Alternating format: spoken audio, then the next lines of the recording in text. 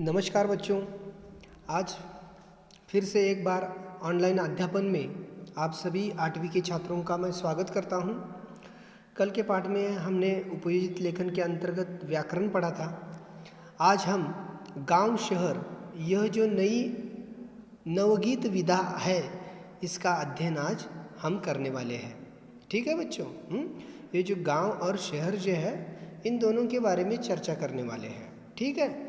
तो यह जो नवगीत है यह प्रदीप शुक्ल जी ने लिखा है। ये जो प्रदीप शुक्ल जी है इनका जन्म जो हुआ है 1967 में 1967 में लखनऊ में यानी कि उत्तर प्रदेश में उनका जन्म हुआ है। इनका जो परिचय मैं आपको देना चाहता हूँ, इसमें खास बात यह है कि इनकी विविध पत्र और पत्रिकाएं बार बार अखबारों में छपती रहती है, रचनाएं भी छपती रहती है। आप लोगों के लिए बच्चों गुल्लू का गांव ये जो बाल गीत संग्रह है इनका लिखा हुआ, ये बहुत ही अच्छा है। आप लोगों को इसे एक बार पढ़ना चाहिए। तो इस पद्य में क्या बताया गया है? इस पद्य में ये जो विधा है मैंने पहले ही बताई है कि यह एक नवगीत है और इस नवगीत में कवि प्रदीप शुक्ल जी ने गांव और शहर के दर्द को दर्शाया है। आज हम किसका अध्ययन करेंगे? गांव और शहर के दर्द का अध्ययन करेंगे। तो दर्द कौन सा है? शहर जो शहरें हैं इसमें भीड़ भाड़ बहुत बढ़ गई है।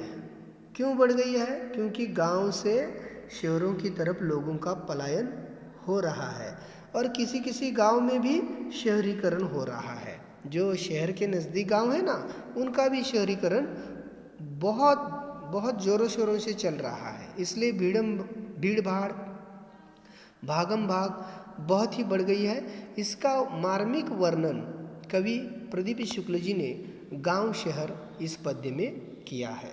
तो चलो बच्चों, सबसे पहले कविता पढ़ने से पहले मैं इसे सुर ताल के साथ आप लोगों को एक बार यह कविता मैं सुनाना चाहता हूँ। ठीक है।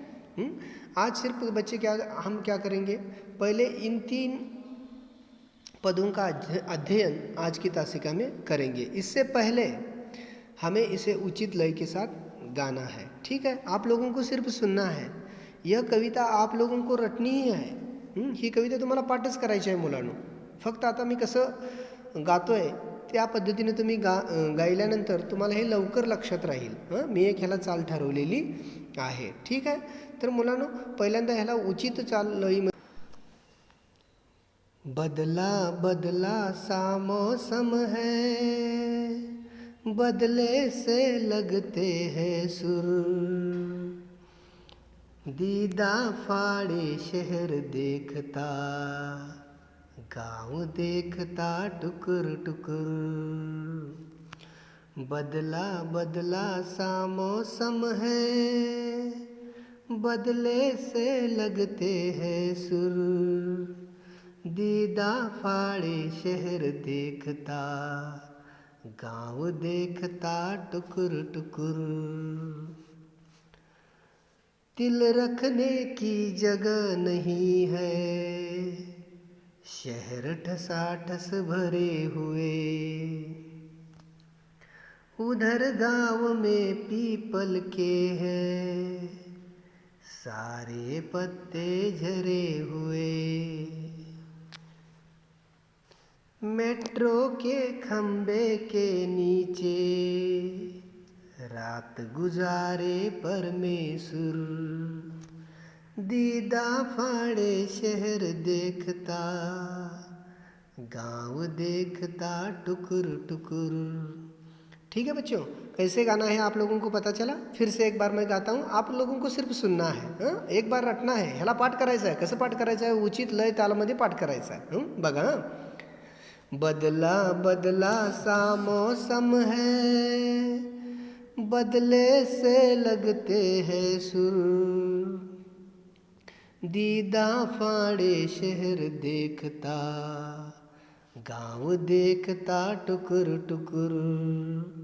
दिल रखने की जगह नहीं है, शहर ठसाठस भरे हुए, उधर गांव में पीपल के हैं सारे पत्ते झरे हुए, मेट्रो के खंबे के नीचे रात गुजारे परमेश्वर, दीदा फाड़े शहर देखता गांव देखता टुकुर टुकुर। ठीक आहे बच्चो, इस अशा प्रकारे चाल लावून तुम्ही ती कविता पाठ करायची आहे. ठीक है. तर चला मुलांनो, आता अपन त्याचा अर्थ बघूया. तो चलो बच्चों, आज इसका अर्थ देखते हैं कि कवि प्रदीप शुक्ल जी हमें क्या बताना चाहते हैं. ठीक है बच्चों. सबसे पहले, आज देश में गाँव से शहर की ओर पलायन बहुत बढ़ गया है. और ये बढ़ती हुई शहरीकरण की जो समस्या है वह अब बड़ी समस्या बन गई है. क्या हो गई है? बड़ी समस्या बन गई है. इस कारण जहाँ एक और गांव और कस्बे सूने हो रहे हैं, वही लाखों घरों में ताले भी पड़ रहे हैं. गांव की ज़मीनें खाली पड़ रही है, उन्हें जोतने बोने वाला कोई नहीं है. और दूसरी ओर शहरों की जो आबादी है, यह आबादी का बोझ बढ़ ही रहा है. शहरों में भीड़ भाड़, स्थान की कमी, गंदगी, कूड़े कचरे का ढेर पाया जाता है. क्योंकि शहरों में यातायात, लोगों की संख्या बहुत बढ़ गई है. प्रदूषण के कारण तो वहाँ का जीवन भी अब दुभर हो रहा है. तो प्रदीप शुक्ल जी ने इस कविता के माध्यम से हमें इस समस्या का चित्रण किया है. ठीक है. तो चलो बच्चों, सबसे पहले क्या कर लेते हैं, इस कविता में आए हुए जो कठिन शब्द है पढ़ते वक्त, तो उसका अर्थ हमें लिख कर लेना है. ठीक है. मैंने पहले ही बता दिया था कि आज हम तीन पदों का अध्ययन करने वाले हैं. ठीक है बच्चों. तो पहली पंक्तियाँ पढ़ता हूँ. बदला बदला सा मौसम है, बदले से लगते हैं सुर, दीदा फाड़े शहर देखता गांव देखता टुकुर टुकुर. ठीक है. तो यहाँ कठिन शब्द कौन सा लगता है? दीदा. दीदा का मतलब है आँख या दृष्टि, या जिसे हम निगाह भी कहते हैं. और सुर का मतलब है स्वर. और टुकुर टुकुर ये नया शब्द है आप लोगों के लिए. इसका मतलब है टकटकी लगाकर. एक टक लगाकर हम देखते हैं ना, उसी प्रकार टकटकी लगाकर देखना, इसे कहते हैं टुकुर टुकुर. समझ में आ गई बात? तो इन 4 पंक्तियों में 3 कठिन शब्द मुझे लगते हैं आप लोगों की समझ में नहीं आएंगे, ऐसा मुझे लगा, इसलिए मैंने इसके अर्थ बताए. सुर का मतलब है स्वर, दीदा का मतलब है आँख दृष्टि, और टुकुर टुकुर का मतलब है टकटकी लगाकर देखना. तो इसका अर्थ देखते हैं. ठीक है. कवि क्या कहते हैं, देखो. कवि कहते हैं बदला बदला सा मौसम है. मौसम बदल रहा है, परिवर्तन हो रहा है. कवि कहते हैं आज हर तरफ परिवर्तन की लहर सी चल रही है. इसलिए देखो, आज जिधर देखो बदलाव नज़र आता है. मौसम यानी माहौल जो है, ये सारा बदला बदला लगता है. ऐसा लेखक, ऐसा कवि हमें बता रहा है. इस बदलाव को शहर अचरज से देखता है, और गांव क्या कर रहा है? टकटकी लगाकर देख रहा है. क्यों देख रहा है टकटकी लगाकर? वह दंग है. लोग क्या कर रहे हैं? गांव से रोजगार, काम की तलाश, पैसा ज़्यादा कमाने की इच्छा से लोग शहर की तरफ जा रहे हैं. इसलिए गांव खाली पड़ रहे हैं और शहर दीदा फाड़े आंख फाड़ कर देख रहा है कि भाई मुझ में कितने लोग आकर समा रहे हैं. ठीक है. तो कवि क्या कह रहे हैं? कवि कहते हैं, फिर से एक बार मैं इन 4 पंक्तियों का अर्थ बता रहा हूँ. कवि कह रहे हैं आज हर तरफ परिवर्तन की लहर दौड़ रही है. जिधर देखो बदलाव नज़र आ रहे हैं. मौसम यानी कि माहौल. मौसम का मतलब यहाँ क्या लेना है? माहौल, वातावरण बदला बदला लगता है. इस बदलाव को शहर अचरज से देख रहा है. आश्चर्यचकित होऊन शहर बघा लागलेला आहे की माझ्याकडे किती लोक यायला लागले. और गांव क्या कर रहा है? टकटकी लगाकर देख रहा है कि है भाई मेरा तो पूरा गांव का गांव ही खाली हो गया है. अब गांव में खेतों की देखभाल करने वाला भी कोई नहीं है, क्योंकि गांव से सारे लोग शहर की तरफ जा रहे हैं। शहर अचरज से देखता है, शहर आश्चर्यचकित होऊन बघा लागलाय आणि गाव काय करायला लागलाय, टकटकी लगाकर देख रहा है। क्या करे बेचारा, सारे लोग उसे छोड़कर जो जा रहे हैं। तो कवि ने क्या किया है, कवि ने हमें बताने की कोशिश की है कि गांव भी भाई टुकुर टुकुर टकटकी लगा कर देख रहा है, और शहर जो है, ये जो शहर है, ये आंखें फाड़ कर, दीदा फाड़ कर, यानी कि आंखें फाड़ कर देख रहा है। आश्चर्य से आश्चर्यचकित झालेला आहे तो कोण, शहर, किती लोक आमच्याकडे यायला लागलेत, आणि बिचारा जो गाव आहे तो बाकी काय केलं, टकटकी लगा कर देख रहा है कि ये क्या हो रहा है। इसलिए कवि कहता है, बदला बदला सा मौसम है, बदले से लगते हैं सूर। सगळ्यांची वागण्याची पद्धत पूर्ण बदल झालेला आहे। ठीक है, तो चलो आगे। तो आगे कवि बता देते हैं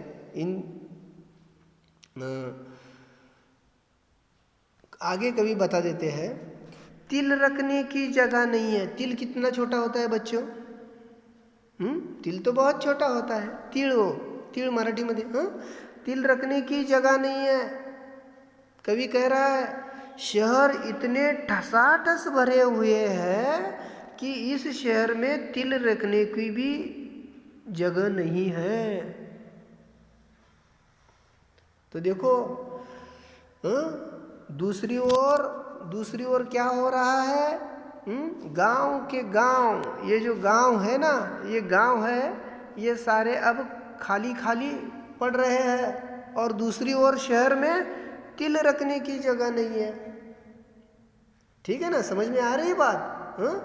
गांव खाली हो रहे हैं और शहर में तिल रखने की भी जगह नहीं है। इतने शहर ठसाठस गच्चो गच्च भरलेले आहेत। बहुत भीड़ हो गई। ठसाठस का मतलब यहाँ हमें लेना है बहुत भीड़ होना। तो कवि कह रहा है कि शहर इतने ठसाठस भरे हुए हैं, इतनी भीड़ हो गई है शहरों में कि उन शहरों के अंदर तिल रखने की भी जगह अब नहीं है। और आगे देखो क्या बताते हैं कवि, उधर गांव में पीपल के हैं सारे पत्ते झरे हुए। तो कवि कहना चाहते हैं, उधर गांव में जो पीपल के पेड़ है ना, उसके सारे पत्ते झड़ गए हैं। इसका मतलब क्या है, अब गांव में कोई भी नहीं रहा। सारे के सारे लोग कहाँ जा रहे हैं, शहरों की तरफ भाग रहे हैं, शहरों की तरफ पलायन कर रहे हैं। तो कवि कहता है, गांव के सारे पत्ते झड़ गए हैं। झरने का मतलब यहाँ है टूट जाना।